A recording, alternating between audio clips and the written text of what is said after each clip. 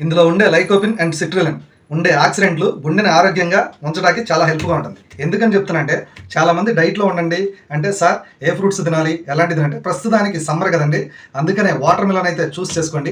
Diabetes patients అయితే మనకి చాలా తక్కువ తినాలి. ఇది గ్లైసమిక్ ఇండెక్స్ ఫ్రూట్ కాబట్టి లో గ్లైసమిక్లో అయితే ఉండదు. అందువలన మీరు ఏం చేస్తారంటే మీ డైట్లోకి ఇదైతే యాడ్ చేసుకోవచ్చు.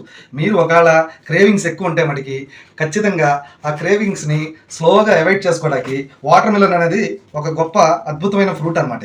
ఇది తీసుకోవడం వల్ల లో క్యాలరీ ఫ్రూట్, అది కాక ఇది మనల్ని డీహైడ్రేట్ నుంచి హైడ్రేట్గా ఉండడానికి చాలా హెల్ప్ఫుల్గా ఉంటుంది. ఇది మీకు స్నాక్లో కన్నా యాడ్ చేసుకోవచ్చు, లేదంటే పోస్ట్ వర్కౌట్ మీల్లో కన్నా యాడ్ చేసుకోవచ్చు. కాకపోతే పోస్ట్ వర్కౌట్ మీల్లోకి లైట్గా తీసుకోవాలి. ఇలా తీసుకోవడం వల్ల మీరు వర్కౌట్ చేసేప్పుడు డీహైడ్రేట్ అవ్వకుండా హైడ్రేట్గా ఉండడం జరిగిద్ది. అలా ఉన్నప్పుడు మీరు వర్కౌట్ చేయడానికి చాలా హెల్ప్ఫుల్గా ఉంటుంది. ఇది స్నాక్లో కన్నా తీసుకోండి, పోస్ట్ వర్కౌట్లో కన్నా తీసుకోండి. Thank you. Naresh fitness trainer, Vijayawada. ఇంకో విషయం అండి, ఇందులో A to C విటమిన్ మన స్కిన్కి, హెయిర్కి, మన మజిల్ రికవరీకి కూడా బాగా పనిచేస్తుంది.